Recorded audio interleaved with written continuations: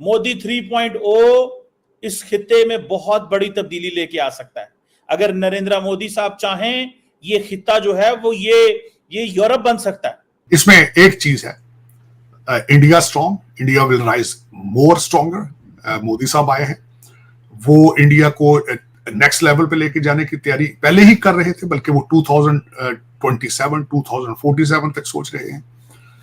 He is nationalist. लेकिन इसके लिए मोदी साहब को फैसला करना है, क्योंकि मोदी साहब एक बड़ी रियासत के हेड है, उनका एक इन्फ्लुएंस है, उनको उनकी कैपेसिटी है, उनकी कैपेबिलिटी है। जब नरेंद्र मोदी आज से 7-8 साल पहले प्राइम मिनिस्टर बने थे तो पाकिस्तान क्या दुनिया में भी किसी शख्स ने ये बात एक्सेप्ट नहीं की थी कि एक विजनरी है, एक विजनरी इंसान होगा, क्योंकि हम लोग उसके ना स्टेटस से, सोशल स्टेटस से उनको जज कर रहे थे कि ये चाय वाला किस तरह इधर ऊपर तक जाएगा और ये किस तरह गवर्न करेगा। लेकिन गुजरते वक्त के साथ साथ ना जिन लोगों को हम लोगों ने अंडर एस्टिमेट किया, उन्होंने ही अपने मुल्क को इतना ऊपर लेके गए कि आप समझ ही नहीं पा रहे। काश मैं जहां आप बैठी हैं, जहां जो मेरा मादरे मुल्क, मेरी मादरे मिल्लत है, वहां पे भी इसी तरह की जमहूरियत हो।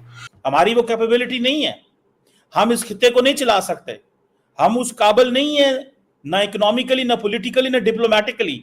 इंडिया चला सकता है। लेकिन यहां पे बात ग्लोबल साउथ की है, और प्रधानमंत्री मोदी जी ने जब G20 का पूरा प्रोग्राम यहां पे सेट हो रहा था और mister Amitabh Kant, he was the sherpa, one of the directions given to the entire team managing G20 was that, the focus should be on the global south.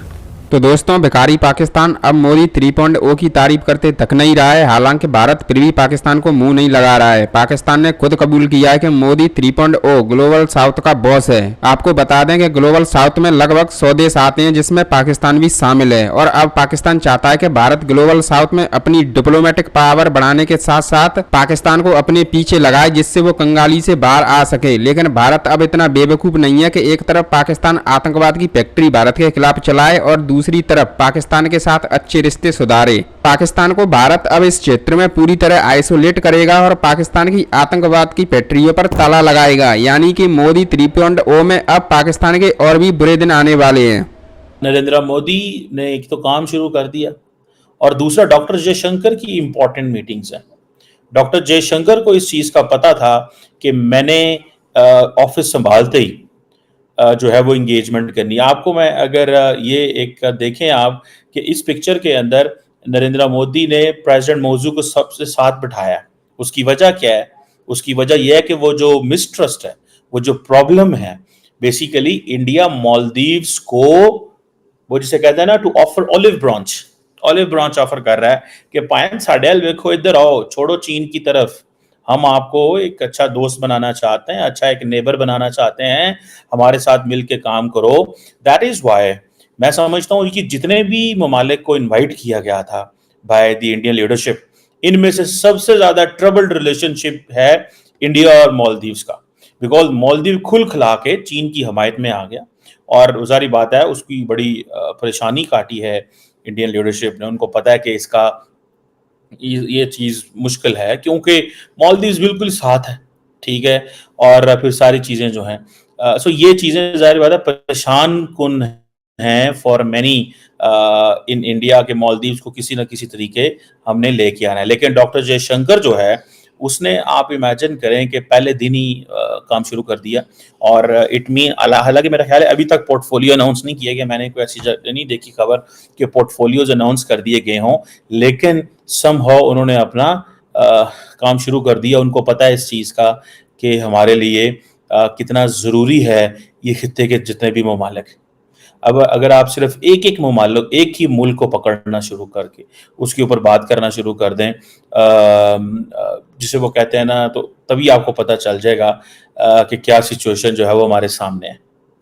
आप अगर मालदीव्स को पकड़ लें, जैसे हमने पहले बात की है, तो मालदीव्स में वो एक तासुर दे रहे हैं, ठीक है, कि हम आपको गले लगाना चाहते हैं, हम माजी को भूलना चाहते हैं, माजी को इग्नोर करें, आए एक फ्रेश स्टार्ट करें। याद रखिए 2014 में नरेंद्र मोदी ने ये पैगाम पाकिस्तान को भी दिया था, आए माजी को भूल जाएं, आए मुस्तकबिल की बात करें, आए आगे चलते हैं। ये पैगाम पाकिस्तान को भी दिया था, लेकिन नहीं, पाकिस्तान और इंडिया के मामला ठीक नहीं हुए, वो ठन न सकी, क्योंकि 75-76 साल की अनसर्टन रिलेशनशिप। इस वजह से वो चीज़ें ठन न सकें, जो मुझे एज स्टूडेंट ऑफ पॉलिटिक्स नजर आता है। लेकिन मालदीव्स के साथ उनकी इतनी लंबी चौड़ी दुश्मनी नहीं है, इतने मामलात ख़राब नहीं हैं जितने कोई ये समझ ले कि शायद पता नहीं वो बहुत ज़्यादा उनके मामलात ख़राब हैं। उनको इस चीज़ का पता है मालदीव्स को कि भाई हमें थोड़ा सा अपना भाव ताव बढ़ाने की ज़रूरत है। मौजूद पहले भी थोड़े से टफ लाइन ली है उन्होंने इंडिया के ऊपर, हार्ड लाइनर रहे हैं। लोगों को हम लोगों ने अंडर एस्टिमेट किया, उन्होंने ही अपने मुल्क को इतना ऊपर लेके गए कि आप समझ ही नहीं पा रहे। अब दुनिया के अंदर आईटी सेक्टर का एक हब है इंडिया, और यहाँ पे 3 आईटी हब्स बना दिए उसने। कलकत्ता के अंदर बनाया, चेन्नई के अंदर बनाया, और तीसरा भी एक जगह पे उन्होंने आईटी सेक्टर के अंदर बहुत ज़्यादा काम करवाया, और विजनरी बहुत बड़ा वो निकला। उसने कश्मीर के अंदर अपना एक जो बयानिया वो बड़ा बेहतर तरीके से चलाया। आपकी फॉरेन पॉलिसी के अंदर नरेंद्र मोदी के आने से पहले जो था वो बड़ा एक डाउन स्ट्रीम था उनकी तरफ से कि वो आप लोगों को इस कदर जो है आपके खिलाफ नहीं थे। लेकिन गुज़श्ता कुछ अरसे के अंदर 15 सालों के अंदर, और इसके अंदर नरेंद्र मोदी के पिछले 8 सालों के अंदर खास तौर पे उन्होंने पूरी कोशिश की है कि दुनिया के अंदर आपको एक टेररिस्ट स्टेट डिक्लेयर करवाया जाए, और दुनिया अनफॉर्चुनेटली उन लोगों की बात सुनती है। वो एक बहुत बड़ा विजनरी इंसान था। जिस तरह अब हम अंडर एस्टिमेट करते रहे पिछले 3 सालों में मोहम्मद बिन सलमान को, लेकिन मोहम्मद बिन सलमान ईरान से मिलके अब मिडल ईस्ट क्राइसिस हल करने वाला है। तो ये जो हम लोग अंडर एस्टिमेट करते रहे मोदी साहब को, यही मसला है मेरे ख्याल में, और इसको अंडर एस्टिमेट करके उन्होंने फ़ायदा लिया और वो बहुत ऊपर गए। लेकिन अभी भी पाकिस्तान की अगर हम बात करें तो नरेंद्र मोदी को बहुत ज़्यादा पसंद नहीं किया जाता।